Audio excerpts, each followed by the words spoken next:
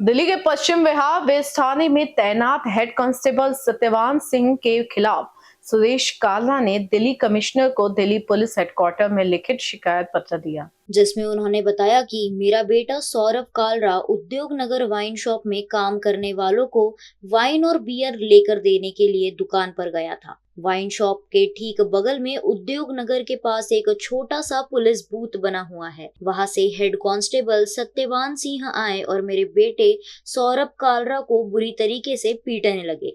जब मेरे बेटे ने ये पूछा कि क्यों मार रहे हो, तो कांस्टेबल मेरे बेटे को पुलिस बूथ में ले गए और उसे पुलिस बूथ में भी जमकर पीटा और 5,000 रुपए की डिमांड की। जब मेरे बेटे ने मना कर दिया तो मेरे बेटे को पश्चिम विहार वेस्ट थाने के अंदर ले गए और वहां भी बुरी तरीके से पीटने के बाद छोड़ने के लिए 1,00,000 रुपए की डिमांड की। हमारे पास इतने पैसे ना होने के कारण हमने हाथ पैर जोड़ने शुरू कर दिए। फिर भी मेरे बेटे सौरभ कालरा को लाठी, डंडे और थप्पड़ से मारते रहे।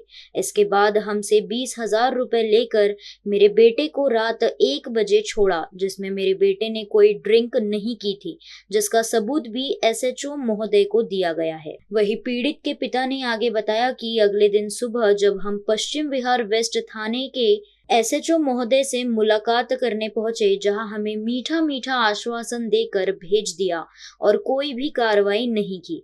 वही पीड़ित ने भी अपनी आप बीती सुनाई और कहा कि हम पुलिस को रक्षक समझते हैं, लेकिन पुलिस के कुछ अधिकारी पुलिस की छवि को खराब करने का काम कर रहे हैं। और पीड़ित ने जल्द से जल्द कांस्टेबल पर कार्रवाई करने की मांग की। और क्या कुछ कहा, आइए सुनते हैं इस रिपोर्ट में।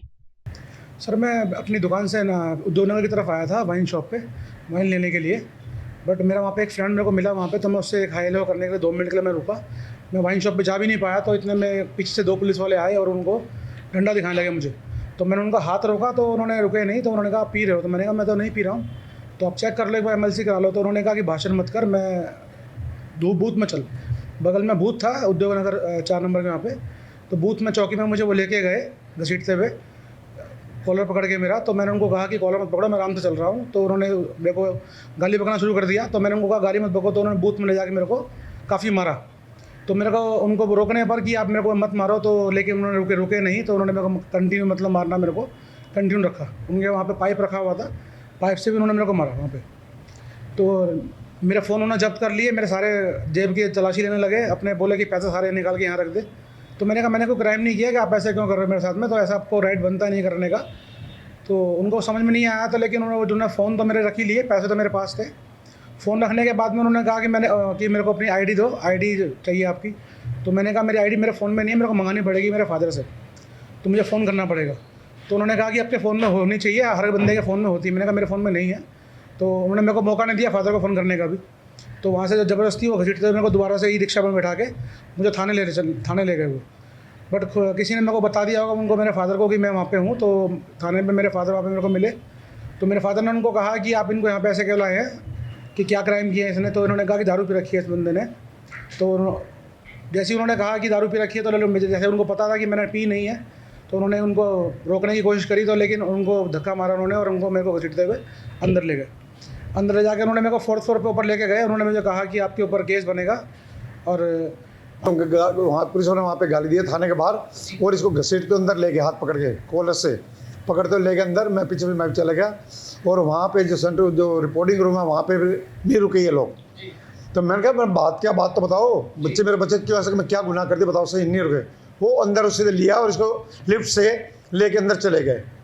मैं फिर वहाँ बाहर बैठा रहा, और बाहर बैठे मैंने 10 मिनट 15 मिनट बुलाएंगे मुझे कोई नहीं बुलाया गया वहाँ पे, और ना किसी ने बताया मुझे। वहाँ पे जो कांस्टेबल, वो 2 हेड कांस्टेबल एक और बैठे थे, मैंने उनसे भी कई रिक्वेस्ट किया। वो कहते भाई मैं बिजी हूँ, अभी रुक जा, टाइम पास करता रहा। और वहाँ बैठे बैठे मैंने करीब 7-8 कॉल किया। मैंने 112 नंबर पर कॉल किया कि मेरे से बेटे के साथ मारपीट हो रही है ऊपर, और ये काम हो रहा है। किंतु मेरे पास कोई पुलिस वाला नहीं आया, कोई नहीं आया। सिर्फ ये हाँ कि सिर्फ पुलिस वाले मुझे ये पूछते रहे आपने कॉल किया अभी, ये उसको कंप्यूटर पे आ रहा होगा उनके। तो और मैंने कहा हम किया, मैं किया, मैं बोलता रहा, किंतु पुलिस वाला कोई मेरे पास पूछे नहीं है वजह क्या है क्या नहीं, कोई पूछ नहीं पाया। उसके करीब आधा पौन घंटे करीब मैं बैठा रहा वहाँ पे, कोई कुछ नहीं हुआ। फिर आखिर के मैंने रिक्वेस्ट करी, उसके जो हेड कांस्टेबल वहाँ पे बैठे हुए थे, धर्मवीर जी पता नहीं कौन क्या नाम था, मैं निर्जा शक्ल से पहचानता हूँ। उनको मैं रिक्वेस्ट की मेरे एक बार बच्चे को मिलवा दो मुझे। तो उन्होंने उनको फ़ोन किया सत्यवान जी को, हेड कांस्टेबल सत्यवान को। तो बोला फिर नहीं, फिर कहता है कि 10 मिनट रुक जा, फिर मैं भेजता हूँ किसी को। फिर मैं ऊपर गया, ऊपर देखा तो मेरे बच्चे से भी मारपीट उसे कर रहे थे। और मैंने उससे देखा टेबल पे 751 का पर्चा बना रखा था इन्होंने।